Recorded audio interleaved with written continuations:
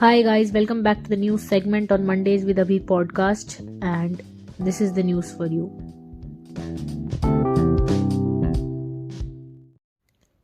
Finance Minister Nirmala Sitharaman has released the union budget for the year of 2023 to 24. This is an important budget because this is also the last budget for the second term of the Modi government, and this would be the last budget before the next year elections. And so the budget is officially announced in two segments. The part 1 is the announcements and the part 2 is the accounts. So there are some important points you would like to know about the budget. The government has decided to spend 45 lakh crores to the budget of the financial year 2023 to 24. And the first important point about the salary people is that अगर आपकी सालाना income that is अगर आपकी yearly salary is up to 7 lakh rupees then you don't have to pay any tax and after this there are slabs of taxes which you can just read on the description box in the link given below.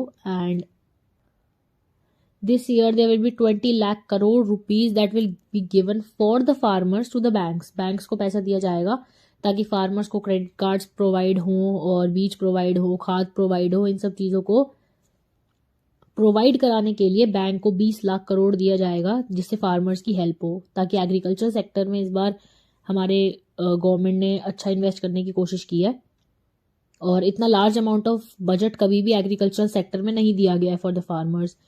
But on the contrary farmers ने still अपना criticism raise करा है and they have expressed their inconvenience over the union budget. And उन्होंने अभी भी कहा है कि पीएम किसान पेमेंट्स में जो फार्मर है उसको अभी भी प्रॉफिट नहीं मिल रहा है, लैक हो रहा है प्रॉफिट प्राइसेस का उनके प्रोड्यूस के हिसाब से.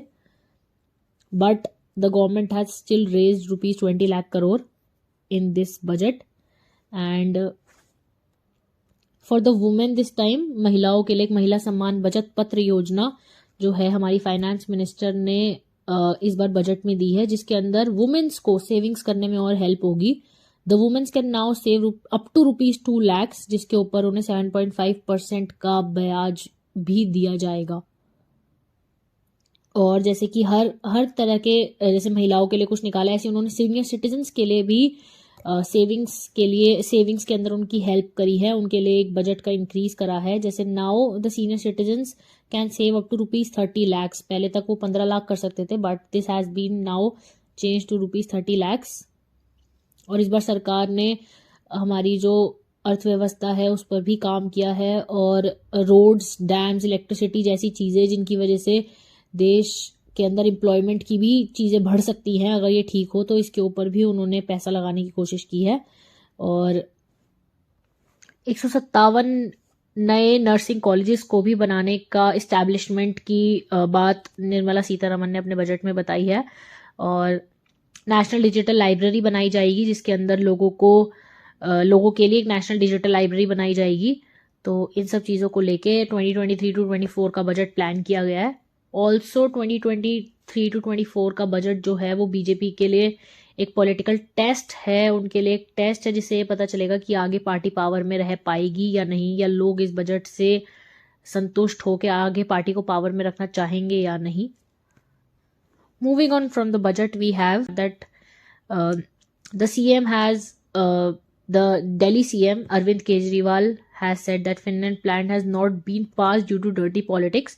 जिनको नहीं पता है, फिनलैंड प्लान एक सीएम ने एक प्लान आगे प्रपोज किया था जिसके अंदर 36 स्कूल प्रिंसिपल्स को 5 दिन की ट्रेनिंग प्रोग्राम के लिए सिंगापुर भेजा जाएगा.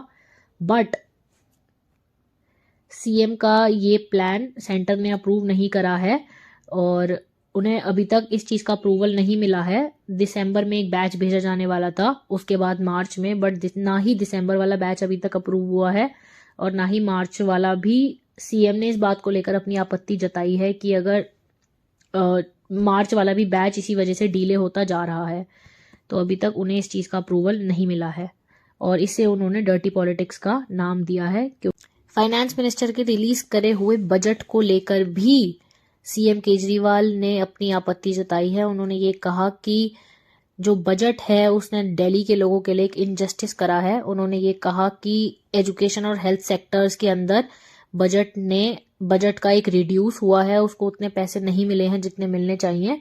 और एसेंशियल कमोडिटीज का जो प्राइस है उन्होंने कहा है वो बढ़ा दिया गया है, जिससे लोगों को आगे दिक्कत और परेशानियों का सामना करना पड़ सकता है।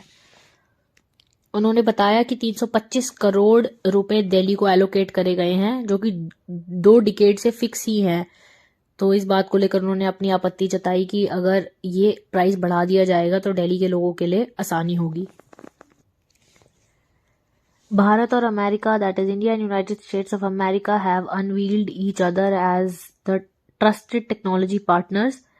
और उन्होंने आपस में बहुत सारे मुद्दों को लेकर एक मीटिंग में बात करी, जिसमें मुद्दे थे semiconductor manufacturing, quantum space and artificial intelligence, scientific research and development जैसे मुद्दों को लेकर भी उस मीटिंग में बात की गई, जिसके अंदर national security advisor Ajit Doval was leading the meeting.